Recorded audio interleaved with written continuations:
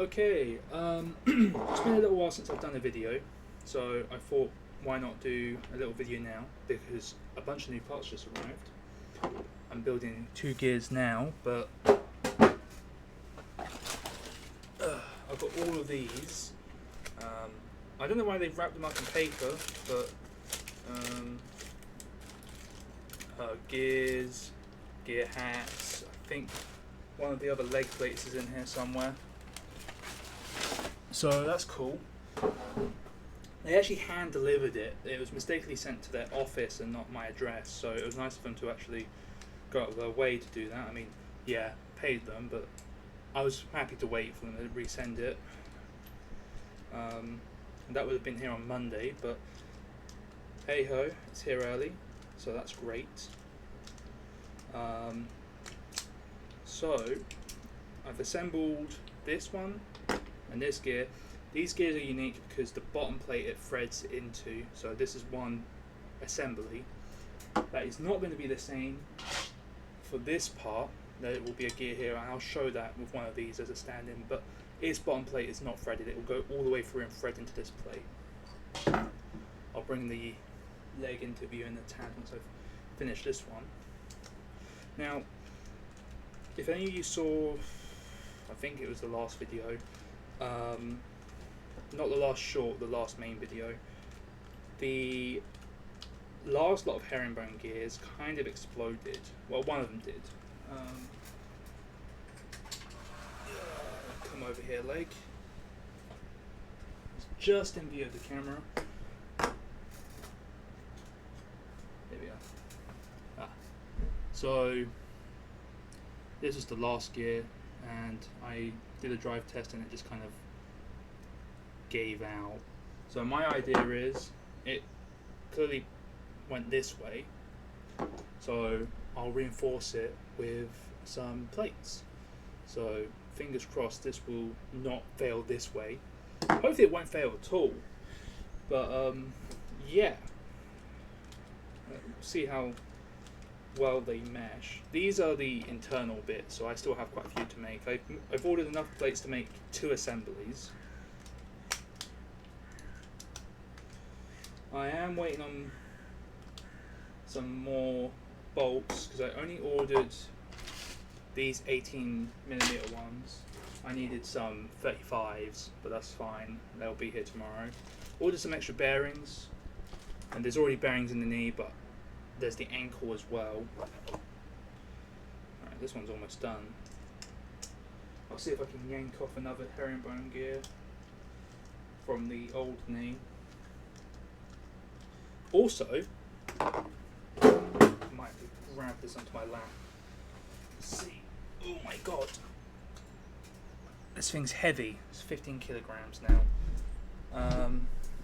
So on this side there are no gears, but then on the other side, well, there are. If I could turn this around, good grief. Yeah, there are gears on this side. We're looking at these ones here, and my idea is to actually duplicate it on both sides to kind of pass the load around a little bit. So that's why I've ordered so many gears. So it's not even just 2 sets, but it's kind of like 4 sets, I suppose. And that's why it needs to be so rigid. Okay, let's carry on putting this on.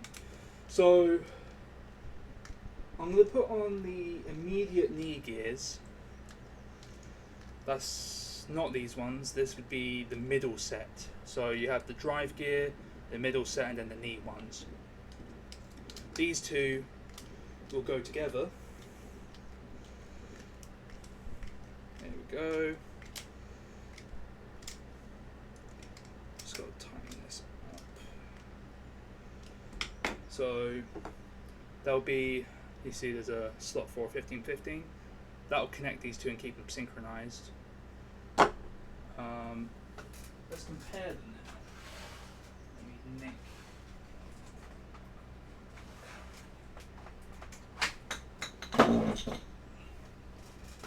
There we go. So, if I remember correctly, these actually mesh quite well. Yeah. I mean, It's a gear, it does what it needs to. Of course, over here, busted.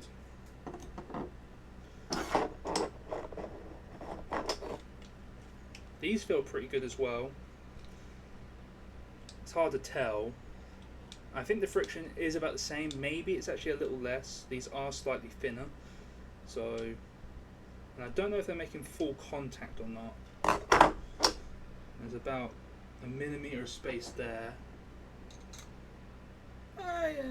It's a little less on this one. Maybe these just need to be worn in. I might build a rig to just have them spin continuously to wear in. I'm fine doing that. Okay. So I need to completely disassemble the knee. I'll probably do that tomorrow. This is the new knee shaft. So these are where the bearings would go for the inner knee plates. That's what I've already built, and I'd be able to move freely. Take that one off. This part is already attached to this plate, so these two aren't going anywhere. Even if they weren't connected, they both have the same kind of tightness, which that's another thing. These were perfect. They slid on with a little bit of resistance, and they stay on there. I mean, this one I've been able to wear in a bit, but it's good. This is just a spacer, and once I have the longer bolts, it'll go through this and all the way down to this plate. I made it so these holes are like 3.5, 3.8, so they should self-tap. Which one of these did I just build? I think this is the old one. It's a little easier to take off once they've been used a few times. They need a little bit of convincing, so let me just kind of give this one a whack. It's more of a whack. There we go. So, there we are. That is the outer knee drive. Of course, this isn't the gear it's going to use. This would be the middle one. And then I'll cut it off at some point over here. And then it'll be an identical assembly on the other side. So another gear plate, another spacer, another gear. About there. So yeah. Look at that. Isn't that fantastic? It is heavier. I should have probably done some more weight reduction.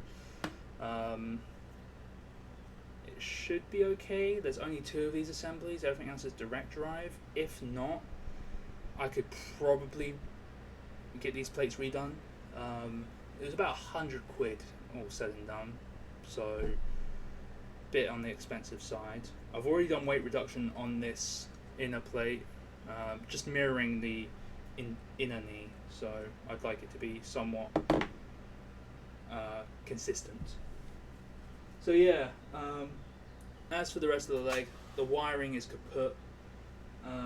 So I'll just hodgepodge a new one. I just need to test one motor, so I don't need to have all of them wired up. I have ordered some insulated, shielded, twisted wire, so should be better. Each motor has 2 signals, that is direction and